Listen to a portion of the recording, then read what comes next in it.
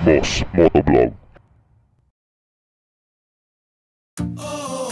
Andito po tayo ngayon sa Motor Central, Binyan, Canlalay, at dito nakita ko ang bagong kulay na cyan color ng Sniper 155. Nilagyan lang natin to ng color grade kasi hindi ma-detect yung talagang kulay nitong Sniper 155 pagdating sa camera.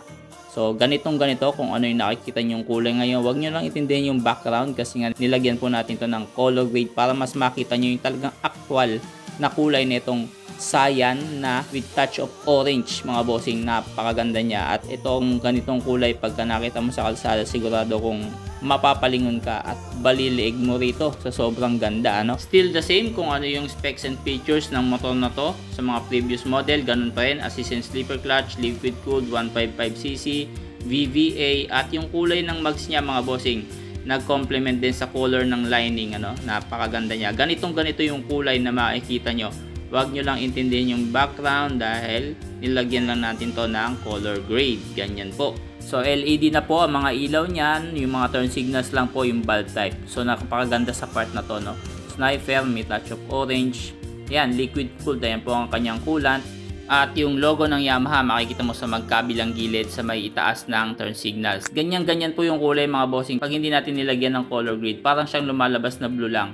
Pero ang actual talaga ganitong kulay po.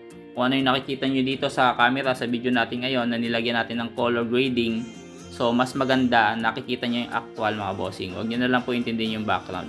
So napakaganda niya, distinct yung kulay, kakaiba. Tapos yung mags, tamang tama talaga to sa mga younger generation ngayon, ano? Sa mga naghahanap ng speed, at the same time maporma, at maaasahan syempre yung tibay ng makina. Nandyan yung after sale support, syempre Yamaha yan, mga bossing. Hindi naman papabayaan ng Yamaha ang kanilang mga pyesa dito.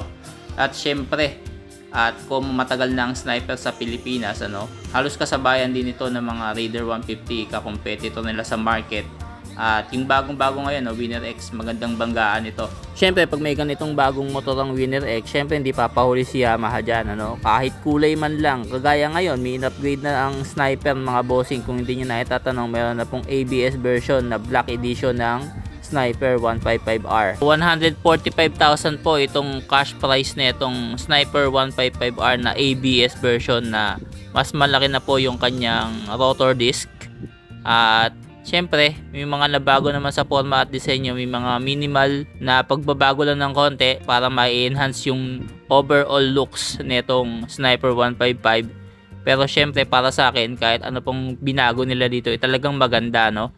Kahit saan mo tingnan, ibaling yung motor na to, maganda. Yun nga lang, pag underbone po ang kukunin yung motorsiklo, asahan nyo po na wala po tong under seat compartment. Kaya dapat po magdadala kayo ng top box o kaya naman saddle bags kung saan nyo pwedeng ilagay yung mga gamit nyo kung kayo po ay maglo-long ride. Pero kung pamapamalengke lang, sabitan, wala din po ito.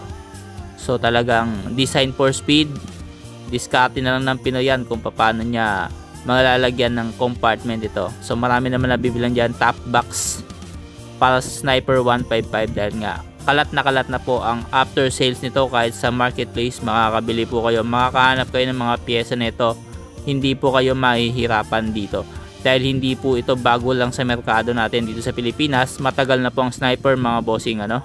Nagsimula pa po yan sa 135cc na Sniper. So ngayon 155 na, kaya asahan nyo na mas marami pang mga pyesa at mga nagaganda ang mga pampaganda sa motor na to o mga accessories ang available sa market dahil nga sa taas din ng value ng motor na ito. Itong ABS version na 145,000 pesos, mga bossing, ang meron dito ABS, tapos syempre nakaano na po yan, keyless, wala na tong disusi kagaya ng standard ngayon na traditional pa.